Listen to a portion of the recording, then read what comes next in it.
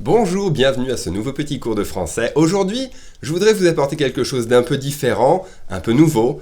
Je voudrais vous apprendre, si vous avez un français assez standard, à l'élever, pour une fois. Pour une fois, je ne vais pas trop parler d'argot, pas trop parler de langage familier. Je voudrais vraiment vous apporter un vocabulaire différent qui vous permettra d'écrire mieux, de passer du langage standard oral à un français plus littéraire, plus élaboré. Je voudrais commencer tout simplement avec la conjonction quand et vous dire que quand, c'est le mot qu'on utilise à l'oral et que souvent, si vous n'avez pas déjà remarqué, je suis sûr que probablement une bonne partie d'entre vous l'a déjà remarqué, à l'écrit, on va préférer lorsque, qui est bien plus joli. Ça veut dire la même chose, exactement la même chose, mais lorsque, c'est bien plus joli.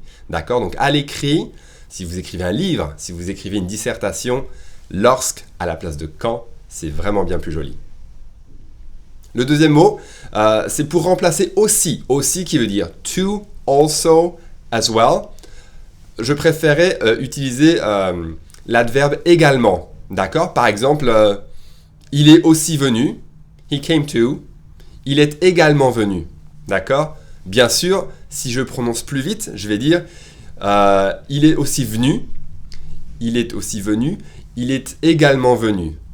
Because it's nicer, je vais mieux prononcer venu.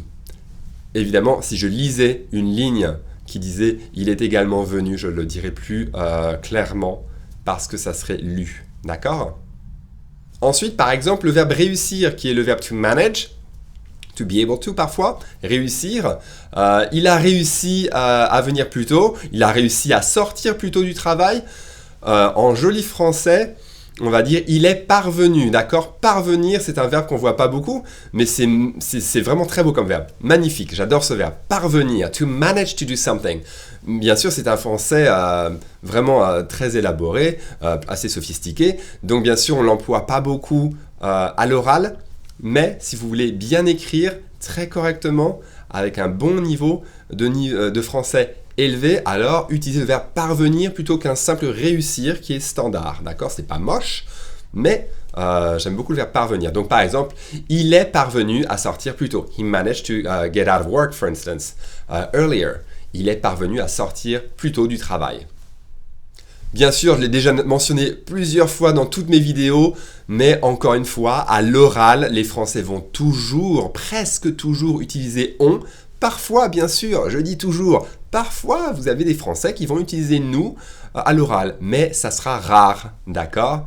Au moins 99% du temps, un Français dira nous, dira on pour oui, d'accord? Vous pouvez demander à un Français, il pourra vous dire je ne suis pas d'accord, mais c'est un fait. It's a fact. There's nothing to argue with. It's just a fact. Some people will say no, of course, especially in more formal circumstances or settings like a political debates, a speech. Mais bien sûr, à l'écrit, nous, d'accord? If you want to write an essay, si vous voulez écrire une dissertation, nous, vous voulez faire nous. On, too ugly for written French, d'accord? Ensuite, je pense que beaucoup de personnes qui apprennent le français sont un petit peu perdues entre si et tellement. D'accord?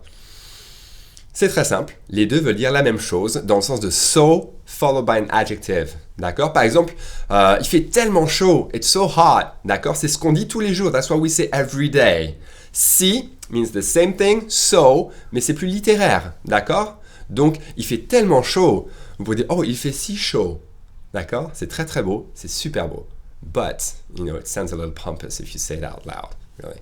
D'accord? You could, but most people would not. They would say il fait tellement chaud. Okay? One that I love that you will see in books. D'accord? Et je me souviens d'une époque où j'aimais beaucoup l'employer, vraiment, je le faisais trop, mais c'était vraiment pour rire. C'est un peu un vieux mot. C'est certes. Certes, c'est très joli, certes. Et ma traduction que j'aime bien et qui rend pas mal en anglais, c'est I quite agree. Okay? Qui dirait I quite agree? D'accord? C'est très très joli. It's overly polite, overly formal in spoken English. Pareil en français, mais j'aime beaucoup. Je trouve ça super joli, très très classe. Donc quelqu'un pourrait dire par exemple, certes, il n'est pas très beau, mais il est très intelligent. D'accord? I quite agree. You should know that, of course, he's not very handsome, but he's really smart. Ou tout simplement, quelqu'un vous dit oh, je pense que lui, il est corrompu. D'accord? I think he's corrupted. Oh, certes, je suis d'accord. Quelqu'un pourrait vous dire, par exemple, New York est une belle ville. Et vous pourriez répondre, certes, mais c'est très cher. Dans le sens de, well, I quite agree, but it's really expensive. D'accord?